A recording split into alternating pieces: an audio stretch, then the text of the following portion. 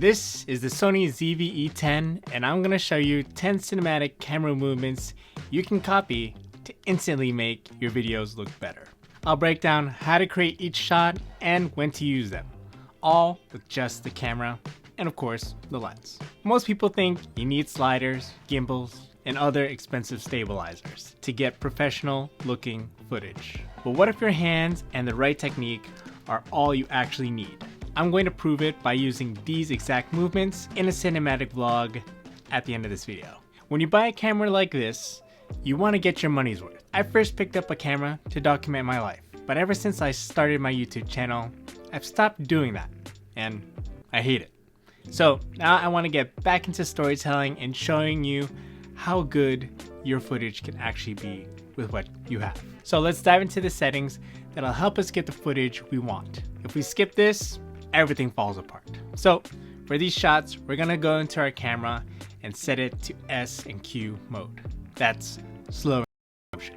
This will give us cinematic motion blur while giving us slow motion for smooth results. So right under the on and off switch on our camera, let's hit the mode button until we see in the top left corner S and Q. Now we need to make sure that we have it set to manual exposure. So we'll hit the menu button, go into the purple tab, go to shoot mode, S and Q, and make sure you hit manual exposure. Now once we did that, we want to make sure we go down to S and Q settings down below, set our record setting to 24p, and set our S and Q frame rate to 60 FPS. After we're done with that, we're going to go back to our main display, hit the FN button for the function menu, go down and hit steady shot, and we're going to select active steady shot. Assuming that you don't normally shoot video or in any manual mode, for our exposure settings for outside, these are the settings that we will use. I got my shutter speed to 1/125th of a second. I got my aperture set to 5.6 to set to 11 at the highest at this hour, and my ISO set to 100. So now let's begin with our first move that'll beat your $100 tripod for free, the static shots. Depending on the public places that you film, you may not have time or even be allowed to use a tripod. So these shots will be your best friend. This is going to be the foundation for what we do for the rest of the video. So the first thing that you need to do, lock your elbows against your body, against your side. Next, hold onto your camera body on the right and left side. Filming static shots just as so are perfect for establishing the context of where you are and what's going on around you. Are you in the city or the park?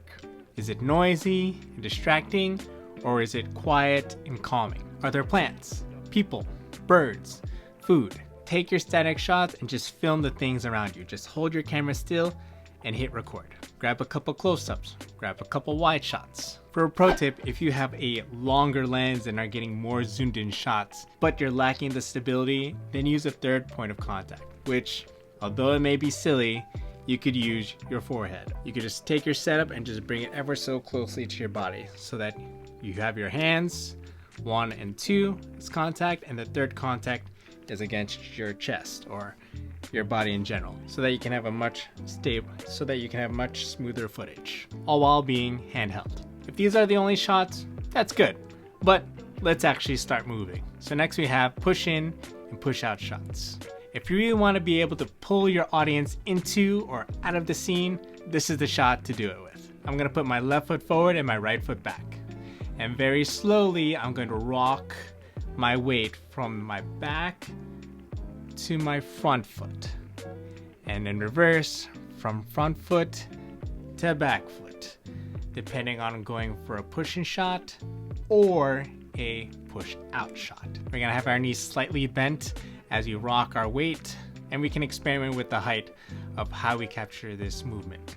You can go a little bit at waist height, chest height, or if you want, you can almost go to like foot height, just trying to capture this kind of motion. Pro tip, if you do take your camera and lower it as much as you can, you get a more grander feel of your surroundings, or whatever your subject may be.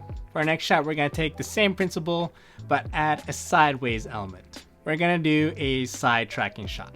Now, ideally, you want a human subject for this scene, especially someone who's just walking. And then this way you can walk sideways, parallel to the subject, maintaining a consistent camera distance, even if it's far, and with small steps, just shuffle walk alongside them. This movement allows for a sense of journey, progression, and for showing someone moving throughout their day or exploring a space. But for my example, I decided to go by a lake since that's all I had, and decided to move parallel alongside the lake. For the smoothest footage, do use a wide lens, or if you have a zoom lens, zoom out all the way so that you can easily get rid of the jitters. Now, once we're comfortable with horizontal movement, let's talk about changing your perspective entirely with the low angle hero shot.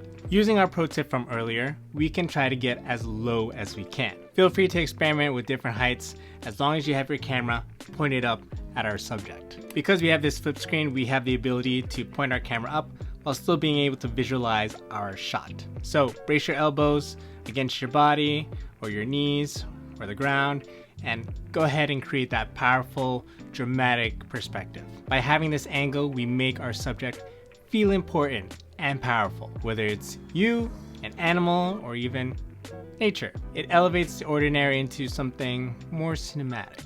Building on that tracking concept from earlier, here are where things can get more creative. Handheld orbiting. This shot can help give emphasis on a subject being immersed in their surroundings, or even immersing the audience in the surroundings themselves. Slowly walk around your stationary subject in a small arc movement. Keep the camera pointed at them while you move. For me, I'm gonna use this tree as I move around it and orbit it like how the Earth orbits the sun. With the tree, I'm pointing up, but with your subject, you could also have the camera straight on and just orbit around them. It would help to have a wide base and slowly create an orbiting effect with your camera, always having your lens pointed at your subject. But if you want to establish a scene without all that movement, this next technique is essential. So let's plant our feet and rotate from the waist only.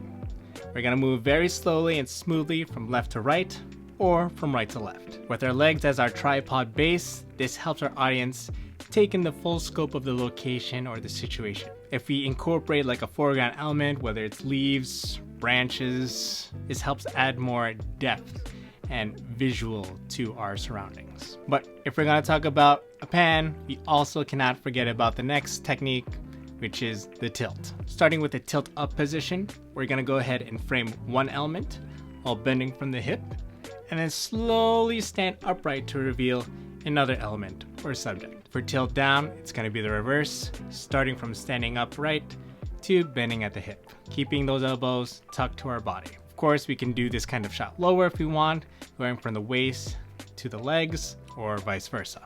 This help creates a surprise or discovery, revealing information to the audience piece by piece. In other styles of video, this can help build curiosity and payoff. This next movement is perfect for storytelling and following action. The vortex shot. Now, similar to the orbiting movement, we give this head spinning effect with the camera that brings more focus to our subject. We're gonna point our camera to our subject, and I'm gonna go ahead and twist my arms clockwise until I can't twist them no more. Then hit record and slowly turn the camera 360 degrees until my arms cross the other way. So if things get confusing and the world feels like it's spinning, this is a shot for that. It helps give a dreamy kind of feel as well. But if we're not going for that dreamy look, let's go ahead and attempt this next shot, which is a slider shot without the slider. As much as I would like to have a slider everywhere I go, we also have the same issues just like the tripod. Can't always bring it around and may not have the time to set it all up. So we're gonna go ahead and widen the base of our legs